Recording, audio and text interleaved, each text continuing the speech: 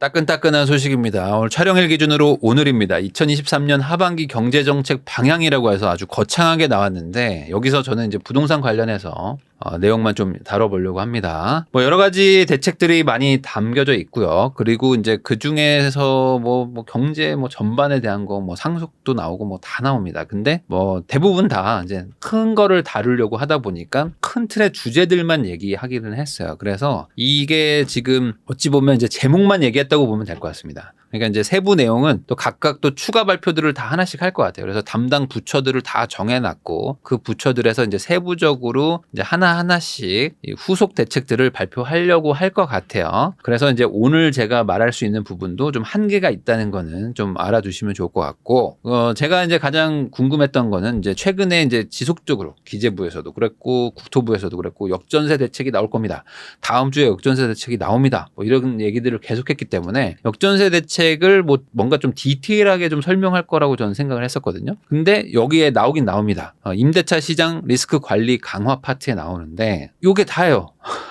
그래서 제가 딱 보자마자 이게 뭐야? 이거는 기존에 얘기했던 거잖아 라는 느낌을 받았습니다. 그냥 대출 규제 완화하고 임대사업자 요거는 조금 나왔던 거, 처음 나온 거. RTI를 낮추겠습니다. 개인 DSR 풀어줍니다 했던 거를 DTI를 60% 적용합니다. 이 정도가 다예요. 근데 이게 너무 단순한 거예요. 그래서 이 정도로만 넘어가면 안 되는데, 왜냐면 이걸로는 지금 해석이 안 됩니다. 해석이 안 돼가지고 이게 지금 무슨 정책이라는 거지? 라고 지금 이해가 안 돼요. 자, 이게 왜 그러냐면 이게 지금 선순위 대출이라는 거랑 후순위 대출이라는 거, 이런 개념을 여러분들도 아시는 분들은 아실 겁니다. 그냥 무슨 소리냐? 그러니까 아주 단순히 얘기해서 전세가 있는데 전세보다 앞에 대출이 있으면 선순위 대출이고요. 뒤에 대출이 있으면 후순위 대출입니다. 그러면 이 전세 입자 기준으로 주인이 먼저 대출을 받아놓은 상태에서 뒤에 전세가 들어오면 안 들어오려고 합니다. 이분들은 안 들어와. 왜냐하면 이거 경매당하면 전세금이 날아가거든요. 전세금에서 손해를 볼 수가 있어요. 그래서 대출 있는 집에 전세 들어가면 안 된다라는 얘기가 많잖아요. 그게 내가 후순위로 전세가 들어가면 경매당했을 때 전세금을 떼일 가능성이 있기 때문입니다. 근데 내가 전세를 먼저 들어가 있는 상태에서 주인이 나중에 대출을 받아요. 전세가 있는 걸 알고도 사채 같은 거를 받아가지고 후순위 대출을 받는 거예요. 저축은행이라든지 이런 데서 전세 있는 거 알고도 저희가 빌려드릴게요 해서 대출을 받으면 후순위 대출이 되는 거죠. 그럼 이런 상태에서 만약에 경매 넘어갔다? 그러면 이 전세금을 다 받을 수가 있습니다. 앞에 대출이 없으니까. 이런 것들은 또 후순위 대출은 또 괜찮은 거예요. 전세 입자가 걱정 안 하셔도 된다는 거죠. 그래서 이런 개념이 있다면 이걸로는 설명이 안 되는 부분이 너무 많아요. 자, 그래서 하나씩 설명을 좀 해보겠습니다. 우선 역전세 대책의 핵심은 뭐냐면, 제가 이제 기존의 영상들을 찍으면서 이 부분을 해결해 주겠죠? 라고 했던 부분이에요. 뭐냐? 기존에 만약에 전세가 9억이 있다 이거죠. 그러면 역전세라는 게 뭡니까? 이 전세금이 떨어지는 거잖아요. 그러니까 9억에 맞춰놨는데 전세가 6억으로 만약에 빠졌어요. 그러면 집주인 입장에서는 어떻게 됩니까? 이 6억의 전세는 맞출 수 있다 이거죠. 전세를 못 맞추는 게 걱정인 게 아니잖아. 9억에 맞추는 거를 6억에 맞춰야 되니까 나머지 3억이 모자라네. 그럼 이 3억을 어떻게 하지? 현금 있으면 현금을 돌려주면 그만인데 현금 3억이 없으니까 이 모자라는 3억을 어떻게 하냐? 제가 집을 담보로 대출을 받을게요. 왜? 집이 한 12억 정도 합니다. 집이 한 12억 정도 하니까 12억 담보로 3억 정도 받을 수 있지 않습니까? 받아가지고 여기다가 6억짜리 세입자를 맞추고 요 사람한테 9억을 돌려줘야 되니까 요거 6억 대출 받아서 3억 주면은 딱 9억 되는 거 아닙니까? 그럼 이 사람은 돈 받아서 나가니까 좋고 이 6억짜리 전세는 어쨌든 들어와서 사니까 좋고, 그러면 요 3억짜리 대출만 요 분한테 피해 안 가게 후순위로만 넣어준다면, 그러면 모두가 피해를 안 보고 돈 받아서 나가서 좋고 전세 6억에 살아서 좋고 후순위로 대출 받았으니까 이분은 이자만 잘 내면 되는 거고 이 은행은 이자 잘 받으면 되는 거다라는 게 이게 대책의 핵심이란 말이죠. 근데 지금 발표된 걸로는 이거를 할 수가 없는 것 같아요. 자, 한번 볼게요. 뭐냐? 우선 기본적으로 이제 여기 보면은 대출 금액, 보증금 차액 내 지원이 원칙이다. 다만 후속 세입자를 구하지 못한 경우에는 특약을 전제로 대출 한도 내에 전세 보증금을 대출을 해준다고 돼 있어요. 자, 그 말은 뭐냐?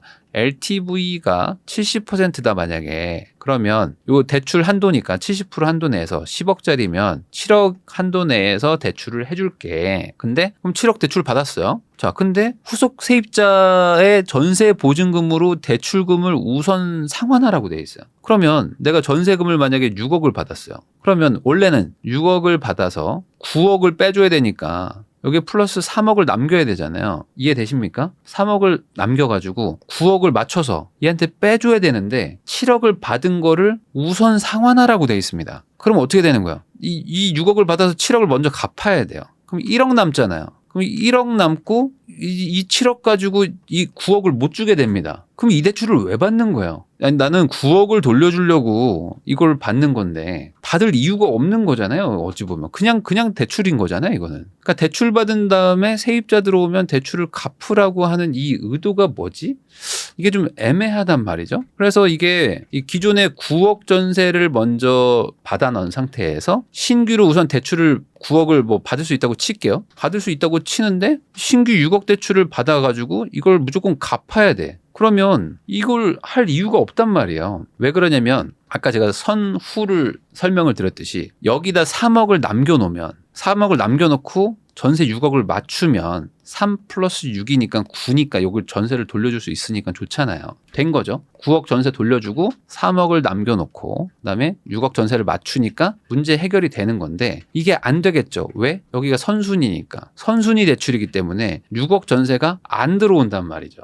그럼 어떻게 됩니까? 이 9억을 다 갚아버려야 돼요. 다 갚아야지만 이 6억짜리 전세가 들어오실 겁니다. 그러면 이분이 들어오기 위해서 9억 대출을 다 갚아버린다면 이 대출을 왜 받아야 되느냐. 그냥 6억 맞추면 그만인 거지. 6억 맞추고 어떻게든 3억을 어디 가서 구해와야 되는 거지. 9억 받고 이분을 맞추려고 이걸 왜 다시 갚으려면 잠깐 시간 버는 거 말고는 아무 의미가 없는 그런 대출이 돼버린단 말이죠. 그래서 이게 뭘까? 이걸로는 지금 해결이 안 돼요. 하여간 이 문서 가지고는 이 부분을 지금 어떻게 해결하겠다는 건지가 지금 없어가지고 이걸 선순위로 3억을 남겨놓고는 이 6억짜리 전세가 절대 안 들어올 거기 때문에 아마 이런 걸로 하게는 안 할 것 같고요. 이거는 다 갚으라고 하는 개념일 거기 때문에 아닐 것 같아. 자, 그러면 이게 아마 이런 의미일 것 같아요. 뭐냐?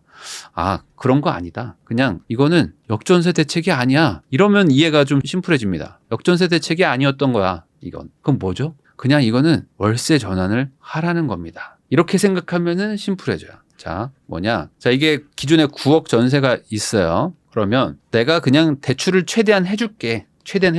그러면 예를 들어 8억을 대출 받으면 되는 거 아닙니까? 신규로 8억을 대출을 받고 그 다음에 너가 1억에 300에 월세를 맞추면 되는 거 아니야? 그러면 8억에 보증금 1억 정도는 들어오거든요. 왜냐면 집이 만약에 12억이다. 그러면 1억은 좀 셀 수도 있겠다. 뭐 5천 정도는 들어올 수도 있겠네요. 아니면 뭐 예를 들어 집이 뭐 한 15억 정도 한다. 집이 15억이면은 1억 정도 들어올 수도 있습니다. 뭐 1억에 300이라고 해볼게요, 그냥. 그러면 너 어차피 9억 돌려줘야 되지. 네. 그럼 내가 이번에 8억을 빌려줄게. 네. 그리고 보증금 1억을 받으면 어때? 1 플러스 8하면 9를 돌려줄 수 있잖아. 그렇죠. 그러면 문제 해결.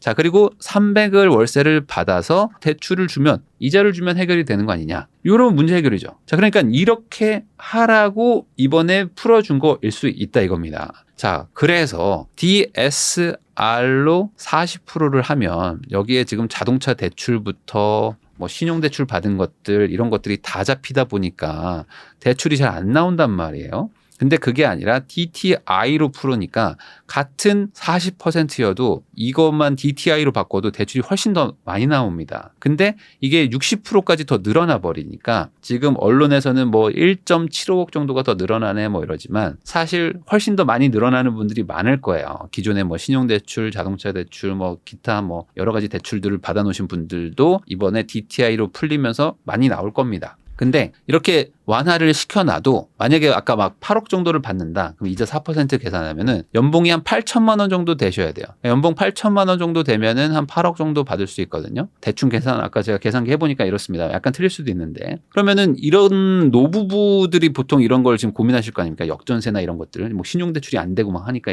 이런 노부부들이 고민을 많이 하실 텐데 이런 분들이 지금 소득이 8천이 잡힐까? 안 잡힐 것 같아요. 제가 봤을 때 이런 분들이 잡히지 않는 분들이 훨씬 많을 거거든요. 그러니까 이게 지금 월세로 전환하라는 의도의 정책이라면 실제로 그 전세, 높았던 전세를 빼줄 만큼의 대출을 받을 수는 없을 것 같아요. 그러니까 이도저도 아니게 될 가능성도 있을 것 같아요. 그러면 뭐 다음 뭐 세부 정책이 나와야 될 것 같긴 하지만 후순위 대출을 해준다는 뜻인가로 해석을 해볼 수도 있을 것 같거든요. 왜냐하면 보면 보증금 차액 내 지원이 원칙이다 이런 게 있어요.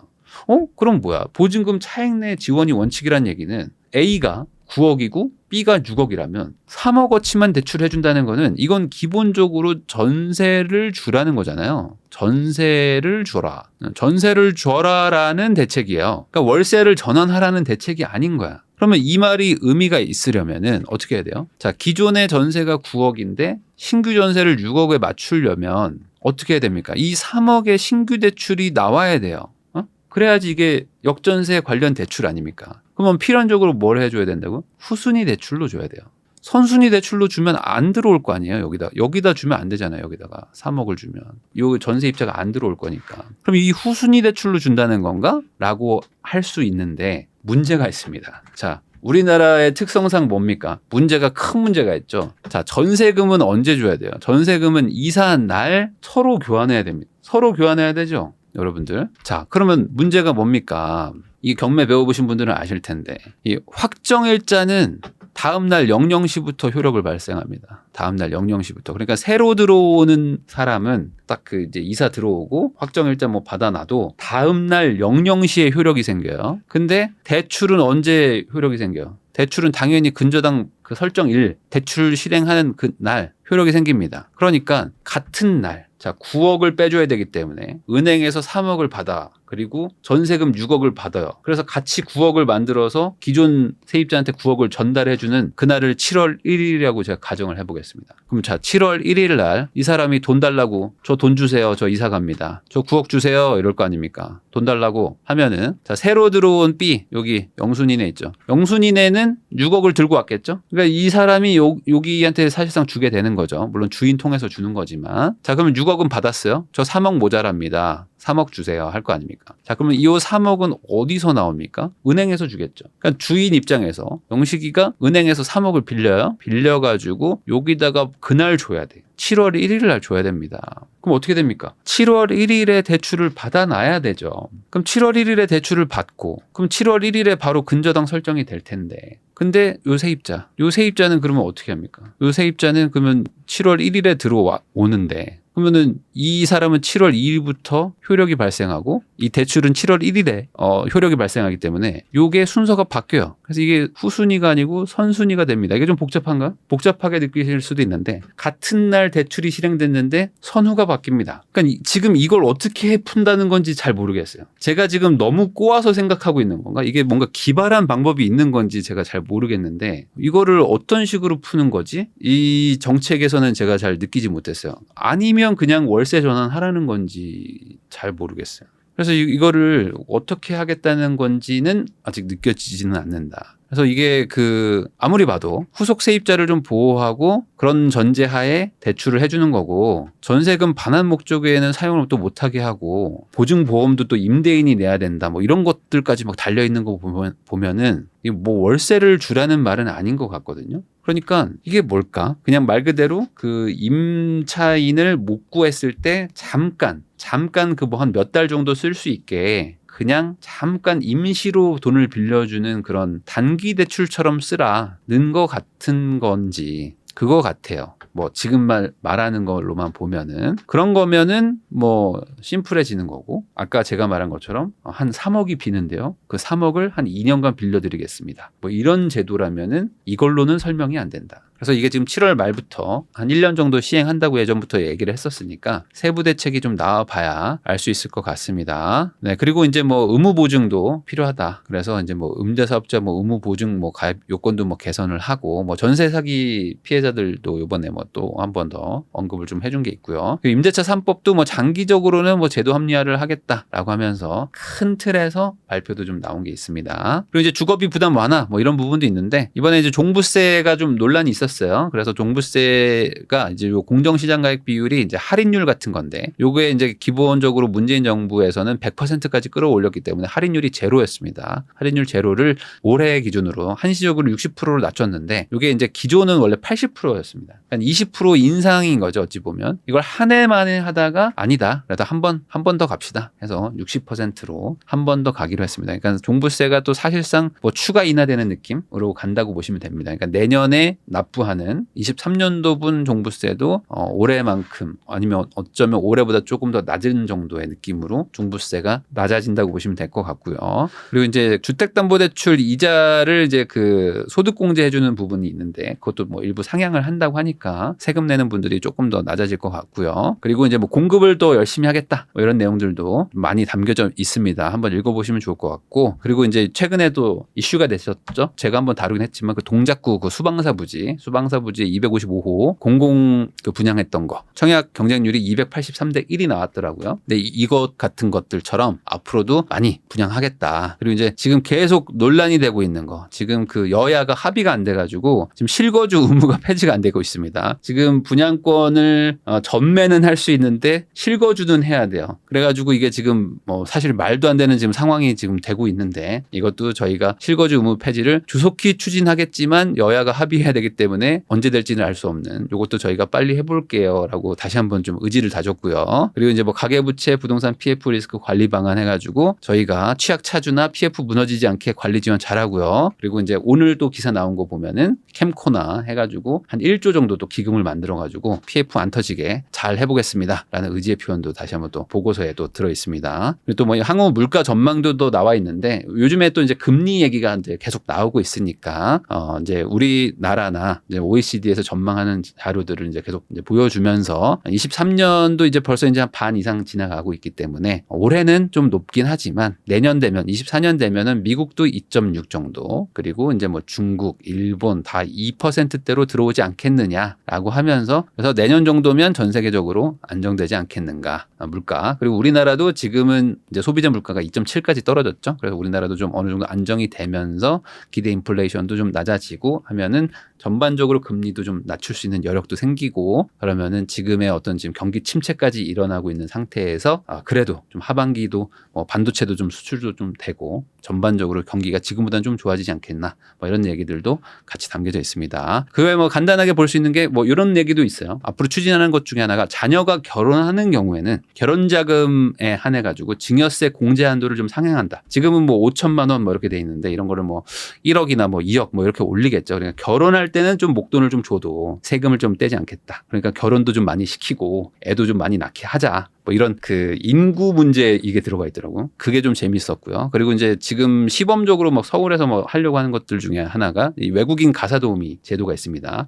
이런 것도 지금 인력 확충 시범 사업을 지금 조금 더 대대적으로 하려고 하는 것 같아요. 그래서 지금 이제 아이를 낳아야 되는데 맞벌이도 해야 되고 하다 보니까 애를 봐줄 사람도 필요하고 그리고 뭐 하원 도우미, 가사 도우미 뭐 이런 것들 때문에 지금 돈도 많이 쓰고 계시는 분들이 워낙 많은데 그쪽도 지금 인플레가 심하죠. 인건비도 되게 비싸고 한데 이쪽을 아예 뭐 싱가포르처럼 외국인들 전용 비자를 만들어가지고 좀 물가를 좀 낮춰보자 뭐 이런 것들도 좀 하려고 하고 뭐 이민 정책이나 가업 승계 시 상속세를 뭐 많이 낮춰준다거나 연금 뭐 건강보험 개혁 같은 거 지역 발전을 위해서 앞으로 뭐 발전을 많이 시키겠다. 이런 내용도 있으니까 읽어보시면 좋을 것 같습니다. 그래서 이걸 제가 읽어봤더니 하반기 경제 동향에 대해서 뭐 전반적인 내용들을 다루다 보니까 너무 간단하게 말해서 좀 아쉬운 부분이 많았고요.